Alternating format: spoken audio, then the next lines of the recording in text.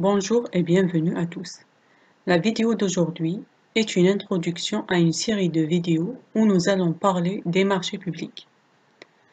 On va exposer quelques raisons qui font que l'on doit s'intéresser aux marchés publics. Ensuite, je vais vous donner le plan de travail des vidéos qui vont suivre. Pourquoi s'intéresser aux marchés publics ou bien pourquoi les marchés publics sont-ils si importants? Alors, on s'intéresse aux marchés publics parce que premièrement, en étant étudiant, on n'entend jamais parler des marchés publics, ce qui était mon cas. Mais en commençant à travailler, on parle des marchés publics plus qu'on parle de RDM et de béton. Alors je vais essayer de donner une vue générale aux étudiants. Deuxièmement, beaucoup de secteurs sont concernés par les marchés publics, mais le secteur du bâtiment et travaux publics est le plus ciblé. Alors, avoir des connaissances dans ce domaine est nécessaire à toute personne travaillant dans la construction.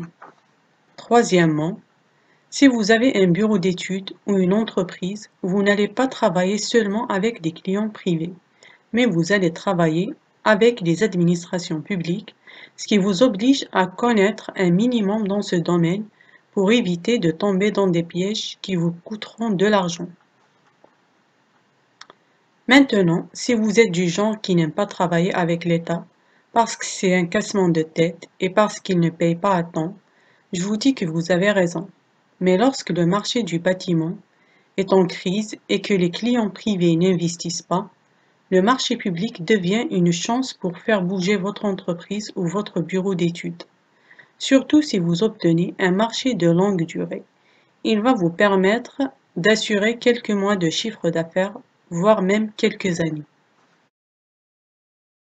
On passe au plan des prochains cours. Alors nous allons voir 5 grands titres qui sont les définitions du marché public et le code des marchés publics, les acteurs des marchés publics, type des marchés publics, le mode de passation des marchés publics, la procédure de passation des marchés publics. Ce sont là les grandes lignes qu'on a tous besoin de connaître et en même temps c'est le minimum. Merci de m'avoir suivi et à la prochaine.